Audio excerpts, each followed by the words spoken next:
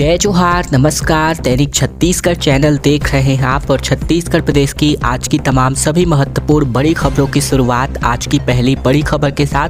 छत्तीसगढ़ के मंत्रिमंडल का विस्तार आज होगा, जहां मुख्यमंत्री विष्णुदेव साय ने इसकी घोषणा कर दी है।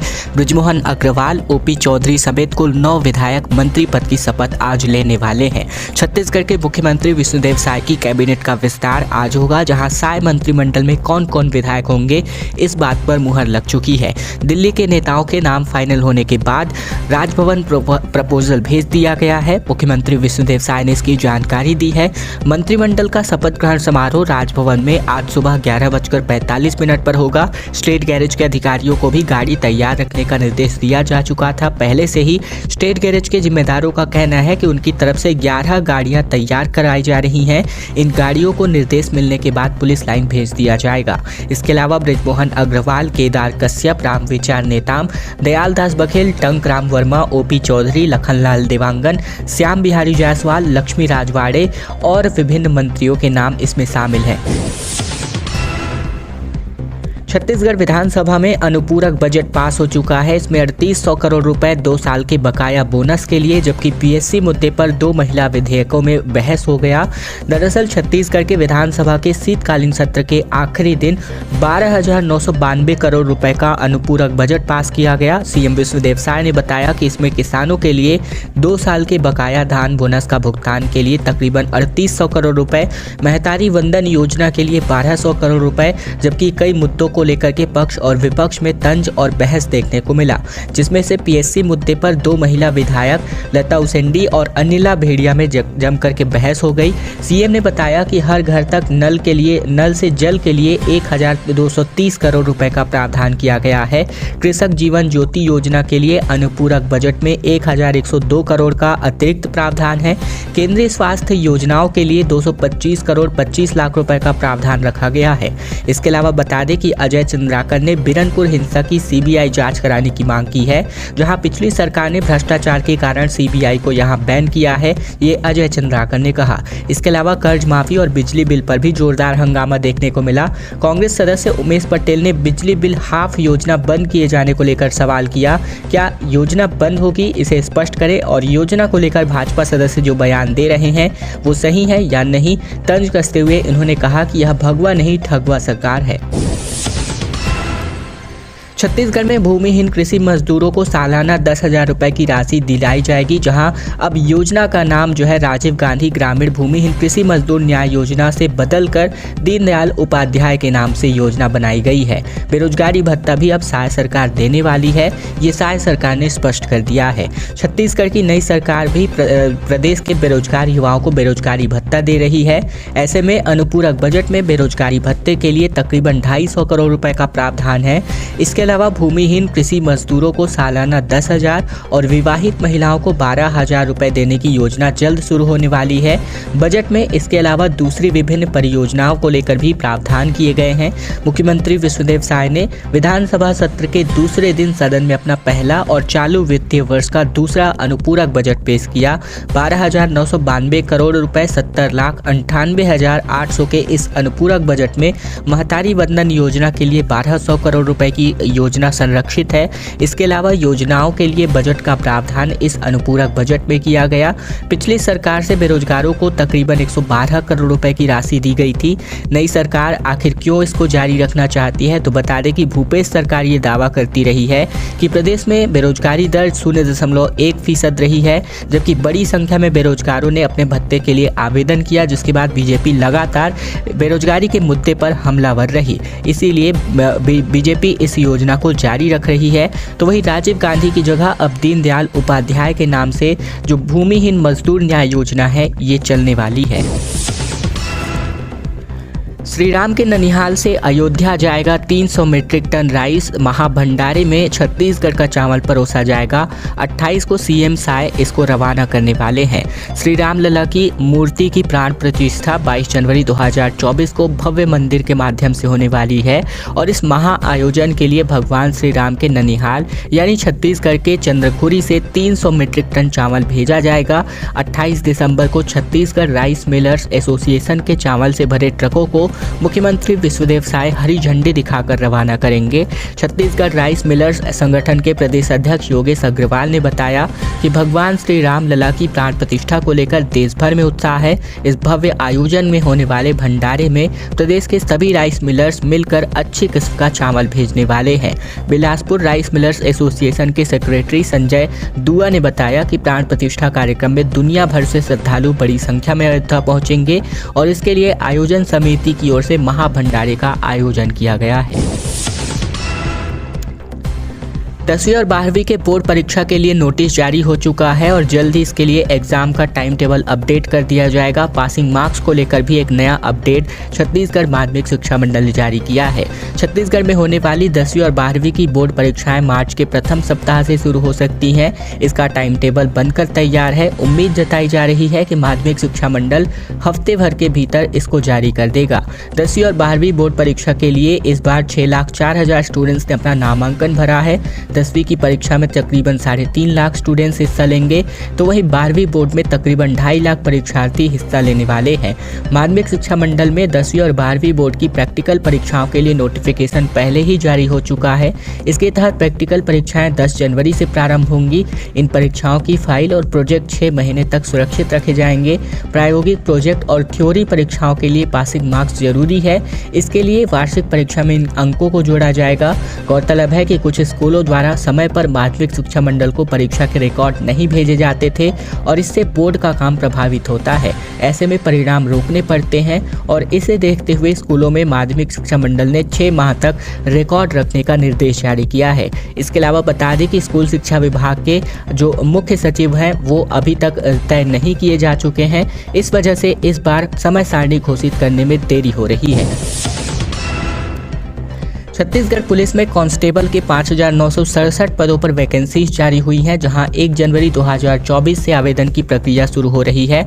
हालांकि पहले से ही आवेदन की प्रक्रिया को शुरू करना था, लेकिन किन्हीं कारणों की वजह से इसको रद्द कर दिया गया था। एक बार फिर से पुनः 1 जनवरी 2024 से ऑनलाइन आवेदन की प्रक्रिया शुरू होगी। 15 फरवरी 2024 की रात 11:59 तक अभ्यर्थी ऑनलाइन आवेदन कर सकते हैं। वेबसाइट cgpolice.gov.in पर जाकर अपना आवेदन कर सकते हैं। पुलिस मुख्यालय ने भर्ती को लेकर 4 अक्टूबर 2023 को नोटिफिकेशन जारी कर दिया था। हालांकि राज्य में विधानसभा चुनावों के चलते आचार संहिता लगने की वजह से भर्ती स्थगित कर दी गई थी। एजुकेशनल क्वालिफिकेशंस की बात करें तो 12वीं या फिर कोई समकक्ष परीक्षा पास होने अनिवार्य है। आयु सीमा 18 से 28 वर्ष। वहीं सैलरी की बात की जाए तो 19,500 रुपये बेसिक सैलरी, उसके अलावा HRA और DA इत्यादि भत्ते मिलाकर ये सैलरी बनने वाली है। सिलेक्शन प्रोसेस की बात करें तो डॉक्यूमेंट वेरिफिकेशन सबसे पहले होगा। इसके बाद फिजिकल स्टैंडर्ड टेस्ट होगा। इसके अलावा शारीरिक दक्षता परीक्षा, साथ ही लिखित परीक्षा इसमें शामिल है। PT में लंबी कूद, ऊंची कूद, गोला फेंक, 100 मीटर दौड़ और 800 मीटर दौड़ शामिल है। हसदेव अरण्य में हजारों पेड़ों की कटाई हो चुकी है शुरू, क्योंकि आज भी इसकी कटाई होगी। PKEB कोल ब्लॉक के लिए आज 15,307 पेड़ों की कटाई होगी। फोर्सेस लगातार इसको कटिंग मशीनें जो है लगातार चला रही है।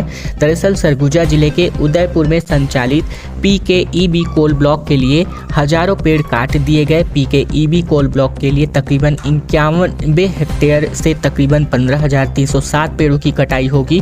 प्रशासनिक अधिकारियों के अनुसार आज भी पेड़ों की कटाई जारी रहेगी। राजस्थान राज्य विद्युत उत्पादन कंपनी को आवंटित किए जा रहे इस कोल ब्लॉक में कोल उत्पादन व परिवहन के लिए MDO अदानी एंटरप्राइजेस कंपनी है।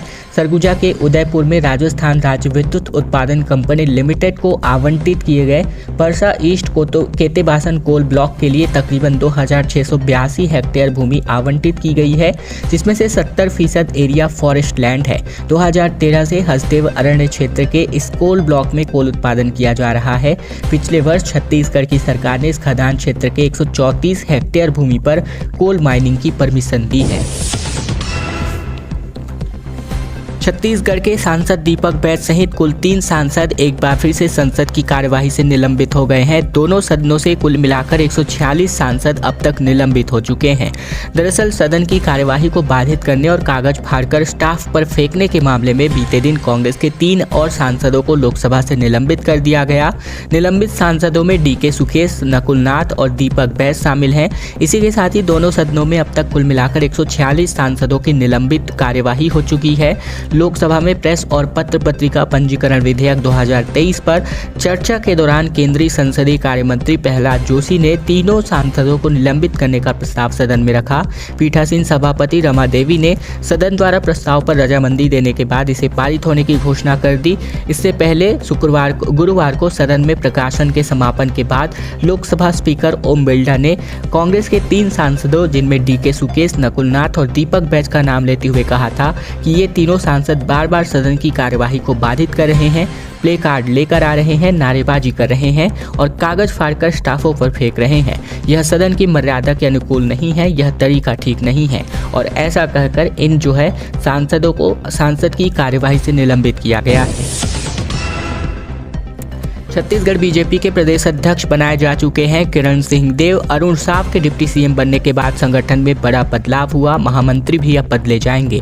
दरअसल छत्तीसगढ़ बीजेपी ने प्रदेश अध्यक्ष बदल दिया है। किरण सिंहदेव को प्रदेश अध्यक्ष बनाया गया है। किरण सिंहदेव बस्तर के जगदलपुर से विधायक हैं। अब तक प्रदेश अध्यक्ष की जिम्मेदारी अरुण साव के पास थी। बीजेपी सरकार बनते ही अरुण साव को डिप्टी सीएम बनाया गया है। नई सरकार में बीजेपी के प्रदेश अध्यक्ष अरुण साव के उप मुख्यमंत्री बनने के बाद से ही प्रदेश के संगठन में बड़ा फेरबदल की चर्चा थी, लेकिन यह फेरबदल मंत्रिमंडल के गठन से पहले ही हो गया। प्रदेश के महामंत्री भी जल्दी बदले जा सकते हैं। सामान्य वर्ग को मौका, क्षेत्रीय संतुलन पर भी इस बार नजर रखी जा सकती है क्योंकि किरण सिंहदेव सामान्य वर्ग से आते हैं। इसके पहले भी आदिवासी और ओबीसी को अध्यक्ष के पद पर मौका दिया जा चुका है। आदिवासी अध्यक्ष के रूप में नंद कुमार साय, विष्णुदेव साय के अलावा विक्रम उसेंडी रह चुके हैं। वहीं ओबीसी वर्ग से धर्मलाल कौशिक, अरुण साव प्रदेश अध्यक्ष रहे हैं। इसके पहले सामान्य वर्ग से डॉक्टर रमन सिंह बीजेपी के प्रदेश अध्यक्ष रह चुके हैं। लोकसभा के चुनाव को ध्यान में रखकर भाजपा इन्हें चेहरा बना रही है। सत्ता और संगठन में क्षेत्रीय संतुलन बनाने की भी कोशिश की गई है। सरगुजा और बस्तर संभाग में इस बार भाजपा को बड़ी जीत मिली है। सरगुजा के विष्णुदेव साय सीएम बनाए जा चुके हैं। वहीं अब बस्तर से प्रदेश अध्यक्ष की नियुक्ति की जा चुकी है। चुनाव में किरण सिंहदेव बिलासपुर संभाग के प्रभारी थे। हालांकि इस संभाग में 14 सीट कांग्रेस को मिली, बीजेपी को 10 ही मिल पाई। रायगढ़ में प्रदर्शन कर रहे ठेका कर्मचारियों पर लाठी और डंडे चलाए गए। मांगों की मांग को लेकर चक्का जाम कर रहे थे। जिंदल प्लांट के गार्ड ने दौड़ा कर इनको पीटा। 4 गार्ड्स गिरफ्तार किए जा चुके हैं। रायगढ़ जिले में जिंदल प्लांट के ठेका कर्मचारियों पर प्लांट के कई गार्ड ने लाठी और डंडे बरसाए। ठेका कर्मचारी अपनी मांगों को लेकर के चक्का जाम कर रहे थे और इसी दौरान इन्हें दौड़ा कर पीटा गया। कर्मचारियों ने प्रबंधन और ठेकेदार पर शोषण का आरोप लगाया है। प्रबंधन का कहना है कि ये मामला ठेकेदार और कर्मचारियों के बीच का है। पुलिस ने फिलहाल कंपनी के 4 सुरक्षा गार्ड्स को गिरफ्तार कर लिया है। जिंदल स्टील प्लांट के कर्मचारी बीते दिन से प्रदर्शन कर रहे हैं और इसी कड़ी में हड़ताली ठेका कर्मचारियों ने पत्रापाली के आजाद चौक से तकरीबन 2 किलोमीटर लंबा जाम लगा दिया था। यातायात ठप होने और प्लांट का काम प्रभावित होने के बाद प्लांट के सुरक्षा गार्ड पहुंच गए। मारपीट की गई और इसमें से एक कर्मचारी के सिर पर गंभीर चोटें आई है। नाराज ठेका कर्मचारियों का कहना है कि सालों से उनकी मांगों को और ना ही सुरक्षा पर ना तो जिंदल प्रबंधन और न ही कंपनी के ठेकेदार ध्यान दे रहे हैं। इस वजह से उन्हें मजबूरन सड़क पर प्रदर्शन के लिए उतरना पड़ा है। केंद्रीय निर्वाचन आयोग ने लोकसभा चुनाव की तैयारियां शुरू कर दी है। 33 कलेक्टरों को दिल्ली से बुलावा है और ये काम जल्द ही होने वाला है। दरअसल केंद्रीय निर्वाचन आयोग ने लोकसभा चुनाव को लेकर अपनी तैयारियां शुरू कर दी हैं। चुनाव को लेकर प्रशिक्षण दिया जाएगा, जिसके लिए देश भर से कलेक्टरों को दिल्ली से बुलावा आया है। इसमें प्रदेश के 33 कलेक्टर भी शामिल हैं। गुरुवार और शुक्रवार को 3 बैचों के प्रशिक्षण का कार्यक्रम होगा। पहले बैच में बीजापुर, नारायणपुर, सरगुजा, जसपुर, बिलासपुर, गोरेरपंड, मरवाही, रायपुर, गरियाबंद, राजनांदगांव, कबीरधाम और सूरजपुर कलेक्टरों को प्रशिक्षण दिया जाएगा।